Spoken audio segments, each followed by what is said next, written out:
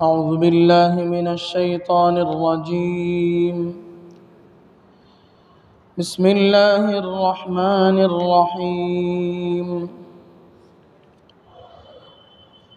الذين يأكلون الربا لا يقومون إلا كما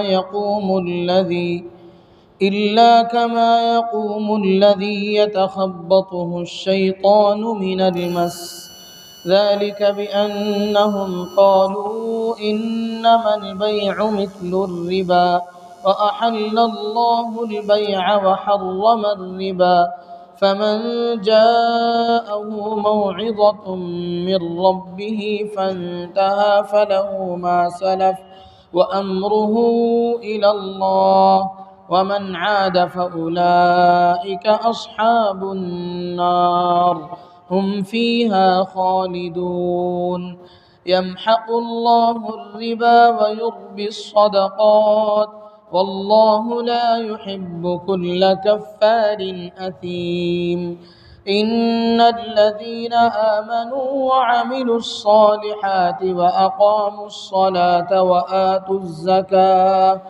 وآتوا الزكاة لهم أجرهم عند ربهم ولا خوف عليهم ولا هم يحزنون. يا أيها الذين آمنوا اتقوا الله وذروا ما بقي من الربا إن كنتم مؤمنين، فإن لم تفعلوا فأذنوا بحرب من الله ورسوله، وإن تبتم فلكم رؤوس أموالكم لا تظلمون ولا تظلمون، وإن كان ذو عسرة فنظرة إلى ميسرة، وأن تصدقوا خير لكم إن كنتم تعلمون. واتقوا يوما ترجعون فيه إلى الله ثم توفى كل نفس ما كسبت وهم لا يظلمون. صدق الله العظيم. الذين يأكلون الربا لا يقومون إلا كما يقوم الذي يتخبطه الشيطان من المس. جو لوگ سود کھاتے ہیں وہ قیامت میں نہیں اٹھیں گے مگر جس طرح اٹھتا ہے وہ شخص جس کے حواس کھو دیے گئے ہوں جن نے لپٹ کر. ذالک بأنہم قالوا انما البیع مثل الربا. یہ حالت ان کی اس واسطے ہوگی کہ انہوں نے کہا کہ سوداگری یعنی خرید و فروخت بھی تو ایسی ہی ہے جیسے سود لینا. وأحل اللہ البیع وحرم الربا. حالانکہ اللہ نے حلال کیا ہے کاروبار کو اور حرام کیا ہے سود کو. فمن جاءہ موعظۃ من ربہ. پھر جس کو نصیحت پہنچی اپنے رب کی. فانتہى فلہ ما سلف. اور وہ باز آ گیا تو اس کے واسطے ہے جو پہلے ہو چکا. وامرہ الی اللہ. اور معاملہ اس کا اللہ کے حوالے ہے. ومن عاد فاولئک اصحاب النار. اور جو کوئی پھر لے تو وہی لوگ ہیں دوزخ والے. ہم فیہا خالدون. وہ اس میں ہمیشہ رہیں گے. یمحق اللہ الربا ویربی الصدقات. اللہ تبارک و تعالی مٹاتا ہے سود کو اور بڑھاتا ہے خیرات کو. واللہ لا يحب كل کفار اثیم. اللہ تبارک و تعالی خوش نہیں ہے کسی ناشکر انسان سے اور گنہگار سے. ان الذین آمنوا وعملوا الصالحات. جو لوگ ایمان لائے اور نیک عمل کیے. واقاموا الصلاۃ وآتوا الزکاۃ. قائم رکھا نماز کو اور زکوٰۃ دیتے رہے. لہم اجرہم عند ربہم. ان کے لیے ثواب ہے ان کا ان کے رب کے پاس. ولا خوف علیہم ولا هم يحزنون. اور نہ ان کو خوف ہے اور نہ وہ غمگین ہوں گے. یا ایھا الذین آمنوا. اے ایمان والو. اتقوا اللہ وذروا ما بقی من الربا. اللہ سے ڈرو اور چھوڑ دو جو کچھ باقی رہ گیا ہے سود. ان کنتم مؤمنین. اگر تم کو یقین ہے اللہ کے فرمانے کا. فإن لم تفعلوا. پس اگر نہیں چھوڑتے ہو. فأذنوا بحرب من اللہ ورسولہ. تو تیار ہو جاؤ لڑنے کو اللہ سے اور اس کے رسول سے. وَإِن تُبْتُمْ فَلَكُمْ رُؤُوسُ أَمْوَالِكُمْ، اور اگر توبہ کرتے ہو تو تمہارے واسطے ہے اصل تمہارا، لا تظلمون ولا تظلمون، نہ تم کسی پر ظلم کرو گے اور نہ تم پر کوئی ظلم کرے۔ وَإِن كَانَ ذُو عُسْرَةٍ فَنَظِرَةٌ إِلَىٰ مَيْسَرَةٍ، اگر کوئی تنگ دست ہے تو مہلت دینی چاہیے وسعت تک۔ وَأَن تَصَدَّقُوا خَيْرٌ لَكُمْ إِن كُنتُمْ تَعْلَمُونَ، اور اگر بخش دو تو بہت بہتر ہے تمہارے لیے اگر تم سمجھو، اگر تم کو سمجھ ہے۔ وَاتَّقُوا يَوْمًا تُرْجَعُونَ فِيهِ إِلَى اللَّهِ، اور ڈرتے رہو اس دن سے جس دن لوٹائے جاؤ گے اللہ کی طرف۔ ثُمَّ تُوَفَّى كُلُّ نَفْسٍ مَّا كَسَبَتْ، پھر پورا دیا جائے گا ہر شخص کو جو کچھ اس نے کمایا۔ وَهُمْ لَا يُظْلَمُونَ، اور وہاں ان پر کوئی ظلم نہیں ہوگا۔ بزرگان محترم اور عزیز ساتھیوں، یہ سورہ بقرہ کی کل 6 آیتیں ہیں۔ جیسا کہ میں نے اس سے پہلے بھی آپ حضرات کو بتلایا تھا کہ ان آخری سورہ بقرہ کے جو آخری رکوع ہیں، ان رکوع میں اللہ تبارک و تعالی مالیات سے متعلق اور مال سے متعلق مسائل اللہ تعالیٰ بیان فرما رہے ہیں۔ ان میں سے گزشتہ 2 رکوع میں اللہ تعالیٰ نے صدقہ، خیرات، اللہ کے راستے میں خرچ کرنے سے متعلق بہت ساری باتیں اللہ نے ارشاد فرمائیں اور اس کی تفصیلات ہمارے سامنے آئیں۔ اب یہاں اور اس کے بعد کی کچھ آیتوں میں سود سے متعلق احکامات اور اس کے نقصانات کیا ہیں اسے اللہ تبارک و تعالیٰ نے بیان فرمایا ہے۔ سود جسے ربا کہتے ہیں قرآن کے اصطلاح میں، اور فی زماننا اس کے بہت سارے نام ہیں، اسے آپ فائنانس بھی کہہ لے سکتے ہیں، اور بہت سارے مختلف نام ہیں اس کے، جو شکلیں قرآن اور حدیث میں اور اس کی تشریحات میں بیان کی گئی ہیں، ان کی شکل میں جتنی چیزیں رہیں گی وہ سب کی سب سود ہیں، چاہے ان کا کوئی بھی نام زمانے کے حساب سے رکھ لیا جائے۔ اس میں 2 باتیں ہیں۔ پہلی بات یہ ہے کہ سودی کاروبار اور سودی معاملہ جسے قرآن اور حدیث میں جس سے منع کیا گیا ہے وہ کون کون سی چیزیں ہیں، وہ کیا چیزیں ہیں، پہلے اسے سمجھنے کی ضرورت ہے۔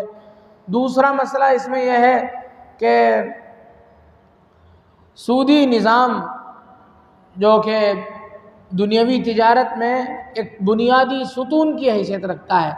آج دنیا کا کوئی نظام سود کے بغیر نہیں ہے، پورا سسٹم بینکوں میں ہے اور بینکوں کا سارا نظام سود پر منحصر ہے۔ تو کیا یہ واقعتاً اس کے بغیر تجارت ہو ہی نہیں سکتی؟ اور کیا یہ یقیناً تجارت کے لیے اور انسانوں کی مالی ترقی کے لیے مفید چیز ہے؟ جیسا کہ اللہ کے احکامات کو نہ ماننے والے دماغوں کی جو پیداوار ہے اور ان کی سوچ کا جو نتیجہ ہے کہ سود کے بغیر کوئی قوم یا کوئی ملک ترقی ہی نہیں کر سکتی ہے، اس طرح کا جو یہ لوگ مدعا اٹھاتے ہیں، کیا اس کی کوئی حقیقت ہے؟ یہ 2 باتیں ہمارے سامنے ہیں۔ تو ان آیتوں میں سب سے پہلی بات ہمیں یہ سمجھنے کی ضرورت ہے، پہلے ان آیات کی تشریح کو دیکھیں گے، اس کے بعد ہم یہ سمجھیں گے کہ اللہ کے نبی صلی اللہ علیہ وسلم نے سود سے متعلق کیا کیا ارشادات آپ نے بیان فرمائے ہیں۔ سب سے پہلے ان آیتوں کو سمجھنے کی کوشش کریں گے۔ اس میں اللہ تبارک و تعالیٰ فرماتے ہیں الذین یأکلون الربا لا یقومون الا کما یقوم الذی یتخبطہ الشیطان من المس، جو آدمی سودی کاروبار کرے گا، معاملات میں سودی لین دین رکھے گا، سود دے گا اور سود لے گا، یا سود سے متعلق کوئی بھی ایسا کام کرے گا جو شریعت میں ممنوع ہے، منع کیا گیا ہے، کوئی بھی کام کرے گا، اس کی حالت قیامت کے دن کیا ہوگی؟ اللہ تبارک و تعالیٰ فرماتے ہیں جب اللہ تبارک و تعالیٰ میدان حشر قائم فرمائیں گے اور لوگ اپنے قبروں سے اٹھ کر کے اللہ کے دربار میں حاضر ہوں گے، تو ہر آدمی اپنے اعتبار سے اٹھے گا۔ جو آدمی سودی کاروبار کرنے والا ہوگا، سودی معاملہ کرنے والا ہوگا، اس کے بارے میں فرمایا لا یقومون الا کما یقوم الذی یتخبطہ الشیطان من المس، وہ ایسے کھڑا ہوگا جیسے کسی آدمی پر جن کا اثر ہو گیا ہو، کسی آدمی پر جن یا شیطان کا اثر ہو جائے تو وہ جس طریقے سے حواس باختہ ہو جاتا ہے، پریشان ہو جاتا ہے، خود سے بکنے لگتا ہے، خود سے بولنے لگتا ہے، یعنی اس کے ہوش و حواس گم ہو جاتے ہیں، وہ حیران، پریشان اور سرگردان رہتا ہے، اس طرح کی کیفیت قیامت میں اس کی ہوگی۔ ایک تو یہ ہے کہ کوئی آدمی دیوانہ ہو جائے، پاگل ہو جائے، مجنون ہو جائے، وہ تو ایسے ہی پڑا رہے گا، لیکن جس آدمی پر شیطان کا اور جن کا اثر ہو جائے اس کی تو عجیب و غریب صورتحال ہوتی ہے، وہ خود بھی پریشان ہوتا ہے، اس کی کیفیت کو دیکھ کر کے دوسرے لوگ بھی پریشان ہو جاتے ہیں۔ اس طرح کی کیفیت قیامت کے دن اس کے اندر پائی جائے گی۔ یہ اس جرم میں اور اس سزا میں کیا مناسبت ہے؟ اللہ تعالیٰ سودی لین دین کرنے والوں کو ایسی سزا کیوں دیں گے؟ اس کی وجہ یہ ہے، اس کی وجہ مفسرین یہ بیان فرماتے ہیں کہ جس طریقے سے سود دینے والے کو، سودی معاملہ کرنے والے کو کسی غریب کی تنگدستی کا کوئی پاس و لحاظ نہیں ہوتا ہے، اس کی شرمندگی کا کسی قسم کا کوئی اسے ٹینشن نہیں ہوتا ہے، اسے صرف اس بات کی دھن ہوتی ہے کہ وہ کسی طریقے سے اس کا مالدار ہو جائے، اس کے پیسے میں بڑھوتری آ جائے، وہ کماتا چلا جائے اور ساری دنیا کی کمائی اور ساری دنیا کی دولت اس کے ہاتھ میں سمیٹ کر کے آ جائے۔ جس دھن میں وہ گھومتا رہتا ہے اور اسی میں صبح شام اس کا ہوتا ہے، اسی میں وہ ڈوبا رہتا ہے، جس طریقے سے اس میں مدہوش ہے، اسی طرح اللہ تعالیٰ قیامت میں اس کی ایسی کیفیت بنائیں گے، کہ اس کیفیت کی وجہ سے لوگ خود پہچان جائیں گے کہ یہ سودی معاملہ کرنے والا تھا دنیا میں۔ تو اسی طرح آگے اللہ تبارک و تعالیٰ نے فرمایا کہ ذَلِكَ بِأَنَّهُمْ قَالُوا إِنَّمَا الْبَيْعُ مِثْلُ الرِّبَا، وہ لوگ کاروبار کی طرح سود کو بھی سمجھتے تھے۔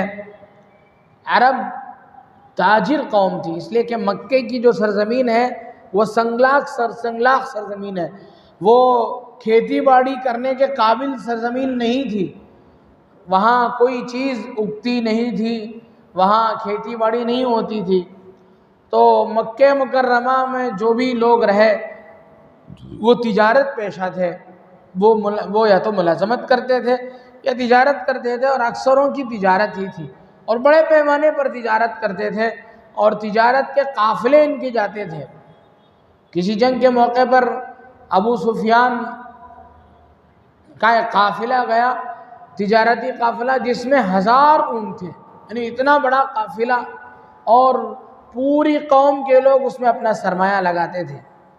کیا کرتے تھے؟ یہ اپنے علاقے کی چیزوں کو وہاں بیچتے تھے، دوسرے علاقے کی چیزوں کو یہاں لا کر کے اپنے لوگوں میں فروخت کرتے تھے، یعنی درآمد اور برآمد، امپورٹ اور ایکسپورٹ کا ان لوگوں کا کام تھا، اور اس میں سب لوگ پیسے لگاتے تھے تجارت میں۔ ہر قبیلے کے آدمی کا مال اس میں قافلے میں لگا رہتا تھا، کسی کو ذمہ داری دی جاتی تھی، وہ پورا قافلہ لے کر کے چلتا تھا، اور یہ اتنے تجارت میں اتنے مشہور تھے کہ قرآن کریم میں مستقل آیت ان کے شان میں جو نازل ہوئی، لِإِيلَافِ قُرَيْشٍ إِيلَافِهِمْ رِحْلَةَ الشِّتَاءِ وَالصَّيْفِ، یعنی ان لوگوں کا گرمی اور سردی کے زمانے میں کوچ کرنا، جس کی بات بیان کی گئی ہے کہ وہ گرمی کے موسم میں بعض علاقوں کا سفر کرتے، گرمی میں ملک شام کا اور سردی میں غالباً یمن کا سفر کرتے تھے، اس طرح کے ان کے اسفار ہوتے تھے، اور تجارتی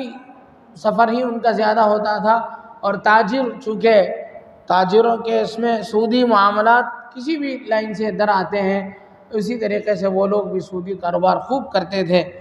اور جب ان سے کہا گیا کہ سودی معاملات نہیں کرنا چاہیے، اس سے بچنا چاہیے، تو ان لوگوں کو یہ بات سمجھ میں نہیں آئی۔ ان لوگوں نے کہا کہ اس میں کون سی بری بات ہے؟ جس طریقے سے آدمی اپنی چیز بیچ کر کے پیسے خریدتا ہے، اسی طرح اپنے پیسے لگا کر کے اس سے پیسے کماتا ہے۔ اپنا پیسہ کسی کو قرض میں دے دیا۔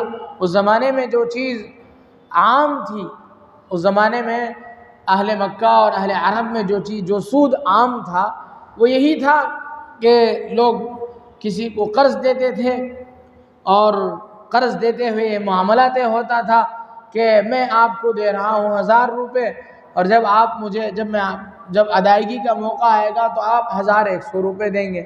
اور جب ادائیگی کا موقع ہوتا تھا، لوگ مطالبے کے لیے پہنچتے تھے تو زیادتی وصول کرتے تھے۔ اگر مقروض قرض ادا کرتا تو وہ زیادتی کے ساتھ ادا کرتا، اگر ادا نہیں کر پاتا تو وہ مزید یہ کہہ کر کے کہ اب آئندہ مدت کے لیے اور سود کا اضافہ کر کے چلے آتے تھے۔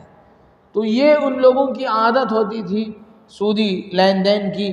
تو ان لوگوں نے یہ کمپیئر کر کے کہا کہ مالی معاملہ ہو، کاروبار ہو یا سود ہو، ان دونوں میں فرق کیا ہے، بلکہ ان لوگوں نے استہزاء والا، مذاق والا انداز اختیار کیا۔ جب مسلمانوں کی طرف سے یہ حکم پہنچا کہ سود حرام ہے تو ان لوگوں نے سود کیوں حرام ہے، سود تو کاروبار کی طرح ہے ایسا نہیں کہا، بلکہ ان لوگوں نے مذاق کے طور پر یہ کہا کہ کاروبار بھی تو سود کی طرح ہے، اس میں بھی تو نفع ہے، اس میں بھی نفع ہے۔ انما البیع مثل الربا، کاروبار بھی، تجارت بھی تو سود کے مانند ہے، تجارت میں بھی نفع ہے، اس میں بھی نفع ہے۔ اس طریقے سے انہیں الٹا وار کر کے لوگوں کے ساتھ مذاق کیا تو اللہ تبارک و تعالیٰ کو ان کی یہ ادب بہت ناپسند آئی، اسی لیے ان کے اس جملے کو کفریہ جملہ قرار دیا گیا۔ اسلام کے کسی بھی حکم کو ماننے نہ ماننے میں بڑا فرق ہے، کرنے نہ کرنے اور ماننے نہ ماننے میں بڑا فرق ہے۔ ایک آدمی کوئی کام، اسلام کا کوئی حکم ہو اور اس حکم پر عمل نہ کرے، وہ اتنا سنگین جرم نہیں ہے اسلام کی نظر میں جتنا اس حکم کے ساتھ مذاق یا انکار کرے۔ ایک اللہ والے نے کسی طالب علم کو یا کسی نوجوان کو دیکھا کہ وضو کرتے ہوئے ان سے سنت چھوٹ رہی تھی۔ ان اللہ والوں نے اسے متوجہ فرمایا کہ بیٹا تم یہ سنت چھوڑ رہے ہو، غالباً مسواک کی سنت سمجھے کہ تم مسواک کی سنت تم سے چھوٹ رہی ہے۔ تو اس بندے نے، اس نوجوان نے پلٹ کر کے ان اللہ والوں سے کہا کہ حضرت سنت ہی تو ہے۔ تو حضرت نے فوراً کہا کہ عمل تو سنت ہے لیکن تمہارا یہ لہجہ کفریہ ہے، تم نے جو لہجہ اختیار کیا ہے وہ بہت خطرناک ہے۔ اسی لیے کسی بھی فرض، کوئی بھی فرض اسلام کا ہے، نماز ہو، روزہ ہو، زکوٰۃ ہو، کوئی بھی حکم، اسے نہ کرنا یہ گناہ کبیرہ ہے، اس کا چھوڑنا گناہ کبیرہ ہے، اور اس کا استہزاء، اس کا مذاق، روزے میں مذاق کرنا کہ ہمارے بھوکا رہنے کی وجہ سے اللہ کو کیا مل جاتا ہے، اس طرح کی باتیں کرنا یا اس کا انکار کرنا، یہ کفر تک پہنچا دیتا ہے آدمی کو۔ تو فرمایا فَمَنْ جَاءَهُ مَوْعِظَةٌ مِّن رَّبِّهِ فَانْتَهَىٰ فَلَهُ مَا سَلَفَ، پس جس کے پاس اللہ کا حکم پہنچے اور وہ اس حکم کے پہنچنے پر اس غلط کام سے اپنے آپ کو روک لے، تو اس سے پہلے سودی لین دین پر پابندی عائد ہونے سے پہلے اللہ کی طرف سے سودی احکام، سود کے ممنوع قرار دیے جانے سے پہلے جتنے معاملات ہیں وہ سب ختم ہیں۔ اس میں جو کچھ نفع لوگوں نے کما لیا فَلَهُ مَا سَلَفَ، جو چیزیں اس سے پہلے نفع میں آ گئیں وہ معاف ہیں، اللہ تعالیٰ نے ان کو معاف فرما دیا۔ وَأَمْرُهُ إِلَى اللَّهِ، اب بات یہ ہے کہ آدمی سودی احکام نازل ہوئے، اس موقع پر لوگوں نے توبہ کر لیا کہ اب آئندہ سودی معاملہ نہیں کریں گے۔ توبہ کرنا دو طریقے سے ہو سکتا ہے، مسلمانوں کا غلبہ ہو رہا ہے یا اسلامی حکومت قائم ہو رہی ہے، ایسے موقع پر ہم توبہ نہ کریں، سودی معاملے سے بالکل ہم سودی معاملے کو جاری رکھیں تو مسلمانوں کی طرف سے ہمیں کچھ بھی ہو سکتا ہے۔ اس لیے کوئی منافق باہر تو توبہ کر لے لیکن اندر وہ سودی معاملے کو کرنے کا ارادہ رکھے تو اللہ تبارک و تعالیٰ فرماتے ہیں کہ اس کے ظاہر کو دیکھا جائے گا، اس نے توبہ کر لیا، بس یہاں اس پر دنیا کے جو احکامات ہیں وہ لاگو ہو جائیں گے، باقی جو اس کے دل میں ہے اس کا معاملہ اللہ کے حوالے ہے۔ وَأَمْرُهُ إِلَى اللَّهِ، دوسروں کو اس میں شک کرنے کی، اس کے نیت کے پیچھے پڑنے کی ضرورت نہیں ہے۔ یہ ایک عام سی بات ہے، قرآن اور حدیث میں اور اسلام کی تاریخ میں یہ بات ہمیں دیکھنے کو ملتی ہے کہ اسلام ظاہر شریعت کو دیکھتا ہے، کسی کے دل میں جا کر کے جھانک کے دیکھنا، اس کے پیچھے پڑنا، تجسس کرنا، اس کے بارے میں تحقیق، اس کے بارے میں پیچھے پڑنا کہ حقیقتاً یہ جیسا نظر آتا ہے ویسا ہے بھی یا نہیں، یا ان کی جو عبادتیں وغیرہ ہیں یہ سب ڈھونگ ہے، ان سب کا کسی کو کہنے کا کوئی حق نہیں ہے۔ ظاہر شریعت پر کوئی عمل پیرا ہے تو وہ مسلمان ہے، باقی اس کا جو اندرونی معاملہ ہے وہ اللہ کے حوالے ہے۔ ایک جنگ کے موقع پر کسی ایسے آدمی کو جو دشمن کی جماعت میں تھے، ایک صحابی کو ان سے معاملہ پڑا، انہوں نے میدان جنگ میں ان کو ختم کرنا چاہا، ان کو مار ڈالنا چاہا، تو انہوں نے فوراً کلمہ پڑھ دیا۔ ان صاحب نے، جو صحابی تھے، انہوں نے یہ سوچ کر کہ یہ اپنے جان کے خوف سے کلمہ پڑھ رہا ہے، اسے ختم کر دیا۔ اللہ کے نبی صلی اللہ علیہ وسلم کے دربار میں یہ معاملہ پہنچا تو آپ نے ان صحابی کو بلایا اور پوچھا کہ تم نے یہ کیسی حرکت کی؟ انہوں نے کہا یا رسول اللہ، اس نے تو جان کے دھوکے سے، جان چھڑانے کے لیے اس نے کلمہ پڑھا ہے، اگر اسے پڑھنا تھا تو پہلے ہی پڑھ لیتا۔ تو آپ نے ان صحابی سے پوچھا اللہ شققت قلبہ، کیا تم نے اس کے دل کو چیر کر کے دیکھا ہے کہ اس نے دل سے پڑھا ہے یا زبان سے پڑھا ہے؟ تمہیں اس سے کیا پڑھی ہے؟ ظاہر شریعت پر وہ عمل پیرا ہے، بس ظاہر میں کلمہ پڑھ لیتا ہے، کلمہ کو آدمی کو قتل کرنا کفر ہے۔ سباب المسلم فسوق وقتالہ کفر، اس لیے تم نے بہت غلط کام کیا ہے اسے قتل کر کے۔ تو یہی اللہ تبارک و تعالیٰ فرماتے ہیں کہ اگر کوئی اندر سے اس کے لیے آمدہ ہے اور باہر سے توبہ اللہ کر لیا ہے تو اس کا معاملہ اللہ کے حوالے ہے۔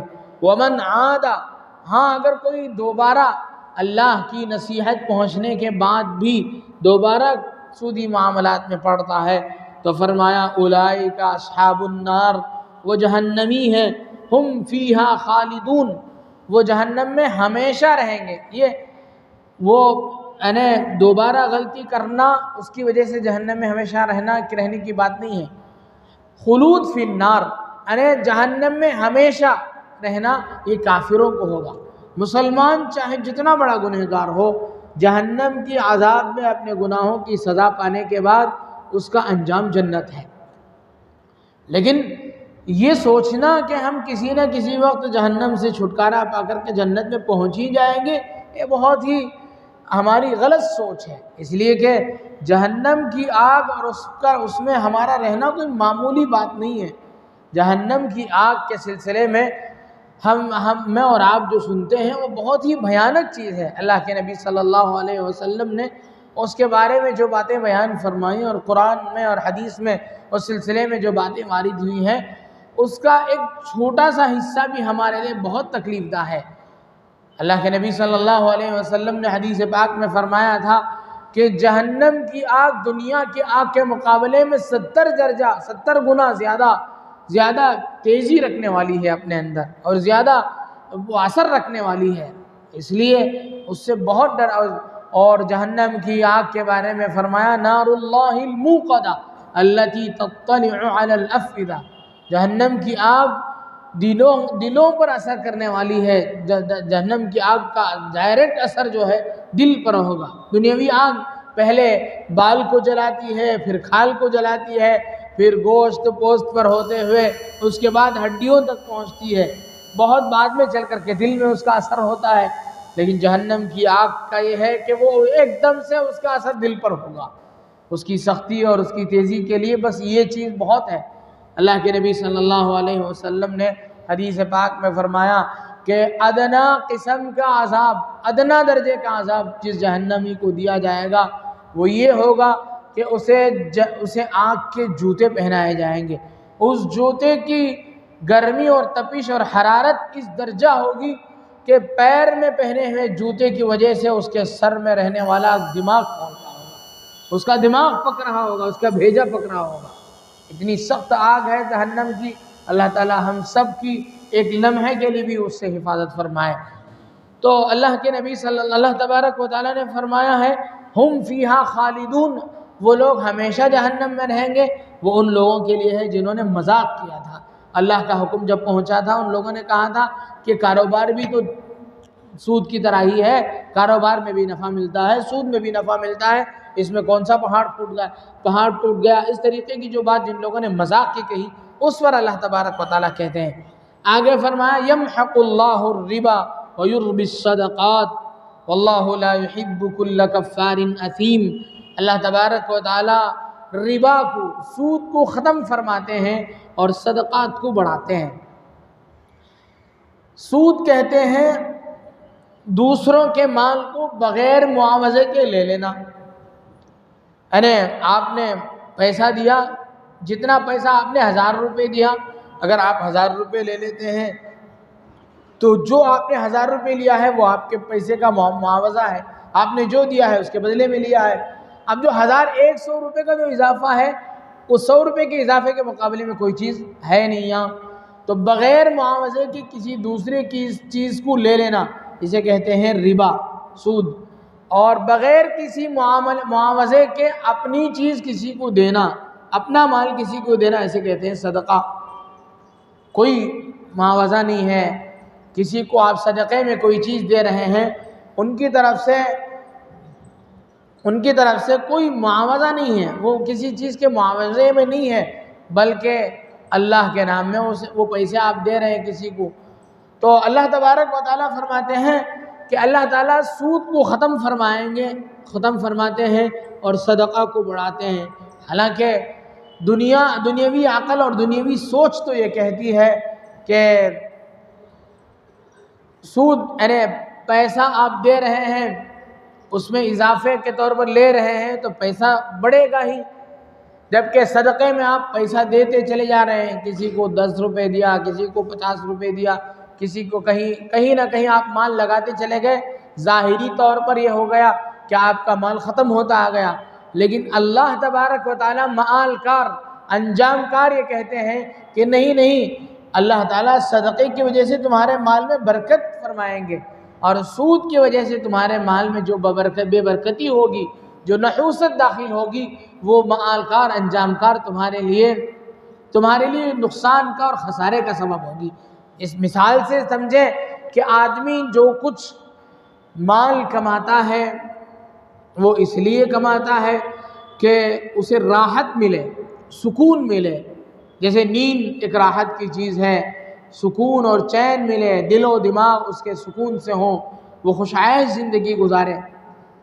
پیسے سے تو آدمی اسباب راحت کے سامان تو خرید سکتا ہے، راحت نہیں خرید سکتا ہے۔ بہت سے مالدار ایسے ہیں جن کو اللہ تبارک و تعالیٰ نے راحت کے سارے قسم کے سارے اسباب مہیا فرما دیے۔ ان کے ہاں آدمی کو راحت کے ساتھ راحت کی نیند لینے کے لیے، چین اور سکون سے سونے کے لیے کیا ہونا چاہیے؟ شاندار کمرہ ہو، اس کا موسم، اس کا ٹیمپریچر بہت اچھا ہو، عمدہ بستر ہو اور عمدہ کھاٹ ہو، اوڑھنا بچھونا اچھا ہو، اس کی فضا معطر ہو، یہ ساری چیزیں اسباب راحت ہیں۔ اب نیند کا آنا نہ آنا یہ اللہ کے ہاتھ میں ہے۔ ان نرم بستروں کے باوجود اگر اللہ تبارک و تعالیٰ اس کی زندگی سے نیند جیسی راحت کو چھین لے تو وہ ان سب اسباب کے باوجود بھی اصل جو مقصود راحت ہے وہ حاصل نہیں کر سکتا ہے۔ اگر کوئی اللہ کا بندہ، اللہ تعالیٰ اسے راحت عطا فرما دے، نیند مثال کے طور پر، راحت کی بہت ساری چیزیں ہیں راحت میں، اللہ تعالیٰ اپنی رحمت سے اسے راحت عطا فرما دیں، مثلا نیند ہی عطا فرما دیں۔ کسی آدمی کو، بہت سارے ایسے لوگ ہوتے ہیں پلیٹ فارم میں رہتے ہیں، ان کا کوئی خانہ بدوش لوگ ہوتے ہیں، ان کا کوئی گھر نہیں ہوتا۔ خانہ بدوش کا لفظ ایسے لوگوں کے لیے استعمال ہوتا ہے، خانہ کہتے ہیں فارسی میں گھر کو، دوش کہتے ہیں کاندھے کو، یعنی گویا کہ ان کا گھر ان کے کاندھے پہ ہوتا ہے، وہ ڈیرا لٹکائے جاتے ہیں، ٹینٹ اٹھائے جاتے ہیں، جہاں ضرورت ہوتی ہے وہاں ٹینٹ لگا لیتے ہیں، وہاں سو جاتے ہیں، جہاں کہیں بھی ان کو نیند آ جاتی ہے۔ یہ اصل راحت یہ ہے۔ اسباب راحت ان کے پاس نہیں ہے، کوئی نہ ان کے پاس کسی قسم کا محفوظ کمرہ ہے، محفوظ چھت ہے، ایئر کنڈیشن ہے، کچھ نہیں ہے، لیکن اللہ تبارک و تعالیٰ نے بغیر اسباب راحت کے اللہ نے ان کو راحت عطا فرمائی، سکون کی نیند عطا فرمائی۔ یہ دنیا میں ہم ہر جگہ دیکھ سکتے ہیں، ہر لائن میں دیکھ سکتے ہیں۔ بہت سارے ایسے بڑے بڑے لوگ ہوتے ہیں جن کے پاس لگژری کار ہوتی ہے، بڑے بڑے پروگراموں میں جاتے ہیں، بڑے بڑے ہوٹلز میں پروگرام ہوتے ہیں ان کا جو ڈرائیور ہوتا ہے، یہ جو لگژری کاریں ہوتی ہیں وہ ان کے خون پسینے کی کمائی، گاڑے پسینے کی کمائی کے ذریعے سے ہوتی ہے۔ وہ اتنے لاکھوں روپے خرچ کر کے وہ کار خرید کر کے ڈرائیور کو باقاعدہ ملازم رکھ کر کے اس میں سفر کرتے ہیں۔ ایک بیچارہ ڈرائیور ہوتا ہے، نہ اس کی گاڑی ہوتی ہے، نہ اس کا کچھ ہوتا ہے، اوپر سے اسے اس گاڑی میں جانے، اسے آپریٹ کرنے کے لیے اے سی، ایئر کنڈیشن کا سے وہ بھی فائدہ اٹھاتا ہے، سفر کا بھی لابھ اٹھاتا ہے، اور اوپر سے پیسے بھی کماتا ہے بغیر کسی عوض کے، بغیر کسی بدلے کے، بغیر کسی محنت کے۔ اللہ تعالیٰ اسے اس میں راحت کے سارے اسباب مہیا فرماتے ہیں۔ اور پھر جہاں پروگرام میں پہنچنا ہے وہاں پہنچتے ہیں، وہاں مختلف انواع کے ڈشز ہوتے ہیں، وہاں جانے کے بعد جو بڑے ساہوکار ہوتے ہیں، بڑے مالدار ہوتے ہیں، مختلف طرح کی بیماریوں میں گھرے ہوتے ہیں، وہ سادہ کھانا کھاتے ہیں۔ یہ جو ڈرائیور میاں ہیں وہ جتنے آرام دہ اور لذیذ کھانے ہیں وہ ان کے مزے وہ لوٹتے ہیں۔ یہ اللہ کا نظام ہے۔ راحت کے اسباب انسان اختیار کر سکتا ہے، راحت اور سکون یہ الگ چیز ہے۔ تو فرمایا کہ مال کی بڑھوتری اور دوسری چیزیں جو ہے وہ الگ چیزیں ہیں۔ باقی اصل جو چیز ہے، مال تو بڑھتا ہوا گھٹتا ہوا نظر آ سکتا ہے، مال سے جو مقصود ہے راحت کی زندگی، سکون کی اور چین کی زندگی، یہ اللہ تبارک و تعالیٰ اگر ختم کر دے تو ہم کیا کر سکتے ہیں۔ فرمایا واللہ لا يحب كل كفار اثیم، اللہ تبارک و تعالیٰ جو ناشکرے ہوتے ہیں، گنہگار ہوتے ہیں، اللہ تعالیٰ ان کو پسند نہیں فرماتے ہیں۔ آگے فرمایا ان الذين آمنوا وعملوا الصالحات واقاموا الصلاة وآتوا الزكاة لهم اجرهم عند ربهم ولا خوف عليهم ولا هم يحزنون، جو ایمان والے ہیں، جو نیک عمل کرنے والے ہیں، نماز کو قائم کرنے والے ہیں، زکوٰۃ ادا کرنے والے ہیں، ان لوگوں کے لیے اللہ کے ہاں اجر ہے، اور قیامت میں ان پر کوئی دار و گیر نہیں ہوگی، کسی قسم کی باز پرس نہیں ہوگی، ان لوگوں کو پریشانیاں نہیں ہوں گی۔ آگے فرمایا یا ایھا الذین آمنوا اتقوا اللہ وذروا ما بقی من الربا، یہاں سے اس وقت جو سودی جن معاملات کی وجہ سے آیتیں نازل ہوئی تھیں، اس وقت جو واقعہ پیش آیا تھا اس سے متعلق تفصیلات آگے ہیں۔ تو یہ 6 آیتوں میں سے تقریباً 3 ہی آیتیں ہو پائی ہیں آج۔ انشاءاللہ اگلی مجلس میں باقی آیتیں جو 3 آیتیں اس بار ہوئی ہیں، باقیہ 3 آیتوں سے متعلق انشاءاللہ باتیں اگلی مجلس میں ہوں گی، اور سود سے متعلق جو تفصیلات ہیں انشاءاللہ اگلی مجلس میں اسے سمجھنے کی کوشش کریں گے۔ اللہ تبارک و تعالیٰ سے دعا ہے کہ اللہ تبارک و تعالیٰ ان آیات کے ذیل میں جو باتیں کہنے کو ملی، اللہ تبارک و تعالیٰ کہنے والے کو بھی، سننے والوں کو بھی عمل کی توفیق نصیب فرمائے۔ آمین۔ وآخر دعوانا الحمدللہ رب العالمین۔